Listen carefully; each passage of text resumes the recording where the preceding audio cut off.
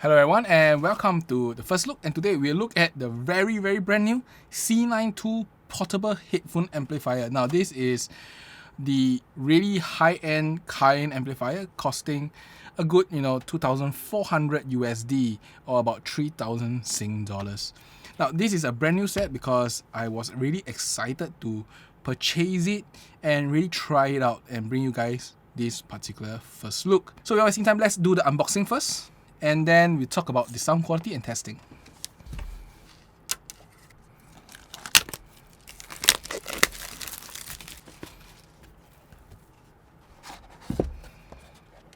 So this is the amplifier and you need to push it from the top down. This is the accessory box. Let's take a look at what's inside. Okay, booklet and warranty card. Just a checking. Interconnects, and they all look pretty premium to me. So the interconnect that they gave here is a 8 cable interconnect. So I hope that it is ground connected. I'm not sure. We'll try it later and see how. Now this is the 3.5mm one. This one I'll just leave it in a box. So this is the entire setup that is provided out of the box. This is the amplifier. You can see here, very nice and new. And then these are the two interconnects, both the 3.5mm and the 4.4mm balance. I will try out later to see whether is this a true balance interconnect, which means the 5th pole ground is also connected. I'll try it later using my another amplifier. But if not, this is how it looks like. Not sure whether is there any power inside. So to on the amplifier is quite simple. Just press the button here and you see flicker, and then you will start booting up. Now in terms of the switches, there's a anode. That one is high-low. I think it shows how tubey it is. And then there is a gain, high-low. And then followed by there is a timbre. And this is modern, classic. Both of them are tube. And then followed by SS, solid state. And lastly, there is a mode. A mode, AB mode, and hyper mode. All of them do affect the sound slightly. There is so much options in this, but I'll just keep it simple today. I'll just put it on A mode, then timbre. I will try both classic and SS because I see how tubey it is. Anode, I will keep it to maximum high to have the maximum tube effect, and then followed by gain, I will keep it on low unless I'm trying headphones. The volume knob is pretty nice. There is a definite start and stop, so it's not an infinite type of knob. It is smooth, but I don't think it's like the nicest knob to turn. Yeah. So input wise, there is both single-ended and balanced. Output is also single-ended and balanced. Now, I'll be doing some comparison today. So for my comparison with another headphone amp, I'll be running it through single-ended because Enleum only has single-ended, by the way. And then for comparison with my headphone amp desktop version, which is the Ferrum Ore, I don't think you can see, but it's somewhere around here. I will use it on balance so that we have a similar playing ground. You can see that these buttons here, both sides, and you can actually pull the whole battery compartment out. This is how the battery compartment looks like. So good thing is that you can change the battery yourself. That is great. And then it's very easy to extract it out, which is also great. You can also do battery rolling if you are really bored, but these are good Samsung cells, I guess.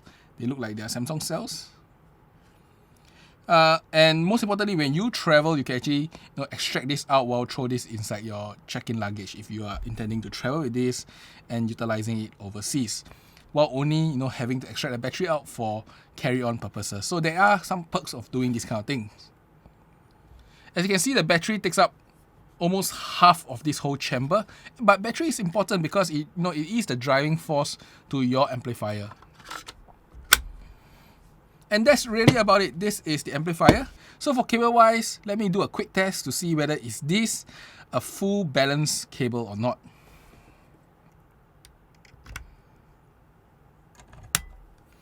So based on my internal testing just now, this cable is definitely a proper full balance cable with ground connected, because when connected to the mesh cable, there is absolutely no sound. If I was to connect something like this, which is an ungrounded cable, there is a lot of noise. So good thing Cayin provided a good cable that is properly grounded.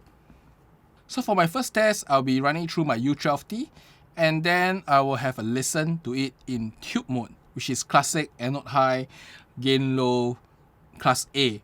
And then I will try to solid state and tell you guys what's difference and do I enjoy it, right? So I did an initial test of the Cayin C9II with my U12T, and first I'll just say that in tube mode, let's talk about the hissing first. In tube mode, there is hiss if you on it really loud, but if you play at a volume that is applicable to powering up the U12T properly with a line out from my Fio M17, there is no hiss.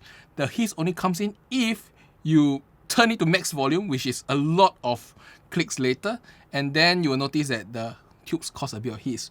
Now in its solid state mode, there is totally no hiss. Even at max volume, I cannot hear significant hiss with my U12T, which I don't think is the most sensitive earphone in the world, but definitely relatively sensitive compared to many of the modern earphones out there. Now that is for hissing itself. Next is that when you control the volume, there is a clicking sound. Click, click, click. It's like jumping on a relay. So that's something to note. It is not very loud, not like Enleum loud, so I think it's perfectly fine. Now with that all said, so I tried the sound quality using my U12T.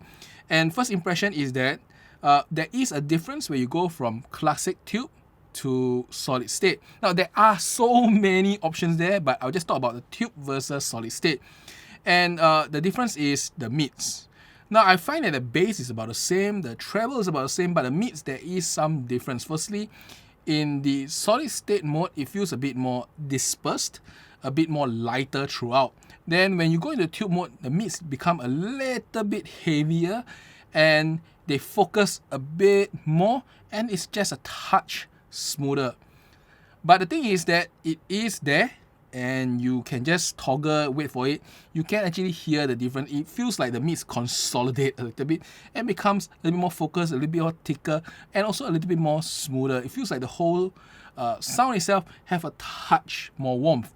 But it is very minor for the touch of warmth. The only noticeable one is really the focus of the mids and the overall a little bit more body in the mids there because of this focus itself. The good thing is that there is a difference, so it means that this amp has so many variations to it. I won't be going through for the first stick, but just note that this is a very, very interesting amp with a lot of options. Now, trying with IEM is one thing, but this amp is rated for up to 2.5 watts of power, so I have to try it with a planar headphones. And what I'm going to do now is to plug in the Caldara close. So I have tried it with the Caldara close here using the Cayin, and I'll tell you that in terms of drivability, no issues here. It drives it perfectly. In fact, it's not even max volume yet. No hiss, no hum, nothing. Very clean. The difference between the tube classic version versus the solid state is very similar to U12T. A slight more focus in the general mids, a little bit more body, and a touch smoother. The differences are very small. Now, today is only going to be a first look, so I'm not going to go very in depth, but the differences between the tube version versus the solid state on this amplifier for the Caldara close, it's very, very similar. Now, I also tried going from A to AB to hyper. So hyper is their new mode here, I believe. And AAB, no difference, can't tell. I swapped it a few times. I think I need a lot more effort to tell the difference. But in hyper, there is a slight increase in soundstage, just a very slight increase in soundstage. So I also went to try classic versus modern. Also very insignificant difference. I think I need more time listening to it, but in this first look video, I cannot tell much difference, at least with the Caldara close. Now I'm not going to try all the other one. There is NEF, there is anode on and off. If I do that, I think this first look video is going to take a long time to finish everything, because there is still other things I want to test. So that is it for using the Caldara close when it comes to listening to the first impression of this amplifier. Next, I'll compare it with another amplifier, so give me a moment, let me take the amplifier out. So now I'll be comparing in terms of solid state versus solid state, and I'll be comparing between the Cayin C9II versus the Aroma Audio True Balance A100TB. So let's see what's the difference between the sound in solid state mode. Now definitely there is a difference in the tube mode, but that's not the purpose of this comparison. So using the Caldara close and comparing between the Cayin C9II and the True Balance Aroma audio, I would say the Cayin is way better. There is a more open sound, a more energetic sound versus the Aroma audio. Aroma audio just feels a bit more sluggish and just a touch smaller in terms of its sound itself. It's like at the edge of the ear to the inner side of the ear between the heads. That's the difference between the sound quality there. So you can see that there is some small differences, and well, the C9II is better than the Aroma Audio True Balance when it comes to powering the Caldara close. Now I won't talk about IEMs because my guess is they are going to be really close. So I'll be comparing to another device now, and since this is such a big piece of amp, let me compare to another big piece of amp. One moment. So for the next comparison, I actually compared the Enleum. This is the Enleum versus the Cayin C9II in different modes. In fact, you don't see it off screen, but I've been spending the last 30 minutes comparing them using one song, and there is quite a lot of difference. Why did I use the HE1000 Unveiled rather than the Caldara Close just now? It's because Caldara Close don't play well with the Enleum Current mode. Enleum Current mode is very selective to which headphone you play with, sadly, and it plays well with Hi-Fi Man. Now with the Hi-Fi Man, I think the Enleum is better. Now when I say better, it's because of course it's in current mode. I think there is some advantage of how Hi-Fi Man does it, but it sounds a little bit clearer, details are a little bit more, noticeably a little bit more, and then the soundstage is also a little bit bigger, and the whole overall sound, however, is a little bit more lighter than what I hear in the Cayin. The Cayin in the A mode is a bit more focused, heavier, but soundstage loss is quite significant, and also there's these small little cymbals in certain part of this song that kind of disappears, or should I say I can't really locate where they are, it's just like playing some sound. While in the hyper mode, there's this hyper mode here that matches more closely to the Enleum. It actually increases soundstage slightly, diffuses the whole overall sound though, so there is now this loss of focus. However, you do get a little bit more details, and the cymbals that were playing very softly behind are now more apparent. However, their positioning is a bit weird, unlike the Enleum, a bit more precise in positioning. So when it comes to utilizing headphones like Hi-Fi Man, planar headphones, or headphones with no weird impedance curve, I think the Enleum is still the better amp. And it feels more confident driving, it feels more effortless, while this one feels like, it's trying to push, it's a bit more aggressive, but the difference is there. And which you prefer? Well, I personally think the Enleum is superior, but you may want the more focused sound and some differences that the Cayin provide, except in hyper mode. Hyper mode is close, but hyper mode makes it lose that focus feel, and it just sounds quite different. So that is Cayin C9II versus the Enleum. Now we'll try one more versus, and this time let's try versus a tube amp that is meant for desktop. So I tested using the Focal Utopia on the Cayin C9II versus the Mcintosh MHA200. Now this is quite a fair test. This guy here costs more, easy 1,000 to 2,000 Sing dollars more than the Cayin. But both of them are tubes. However, I have to say the Mcintosh is better. It's just more open, more effortless, more relaxed sounding. Still a little bit more smoother. But the Cayin actually is rendering it quite differently. It gives a slightly thicker sound, a warmer sound, and overall, I guess a more focused sound too. Personally, I think the MHA200 is way better as a tube amp, but the Cayin is giving a very different sound signature. Well, it's interesting, but definitely not as good as a proper desktop tube. Now, I just want to caveat one thing, is that the MHA200 is a very modern tube amp. What I mean is that it sounds like a solid state, but with some tube qualities, like a bit more softer overall, a bigger soundstage, and overall a larger sound. While the Cayin is giving me this very slurpy sound that is more reminiscent of certain tube amps I've heard. So I'm not too sure whether the difference is purely because the way they do things, but if you were to ask me, then I would say the MHA200 is a superior purely because it's more effortless, bigger sounding, and overall I think it's just a smoother experience. Now this one is a bit thicker experience, but just not as smooth. when using the Focal Utopia. So in conclusion, what do I think about the C9II for this first look? I think it is a very competent amp. However, I did notice that the sound signature is a little bit more on the mid-focus heavy side of sound. And in terms of its ability to drive headphones, I think it's very versatile. It drives anything I threw at it, but it has this particular signature which is a bit more thicker and mid-focus, mid-heavy.